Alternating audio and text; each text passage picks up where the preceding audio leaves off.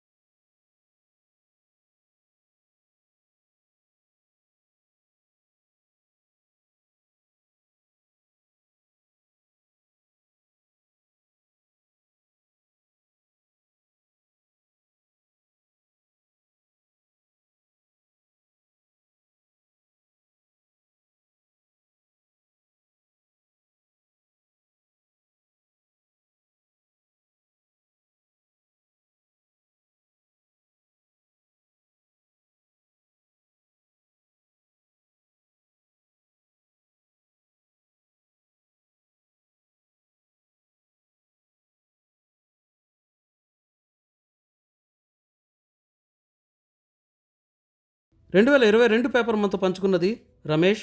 Thank you Ramesh.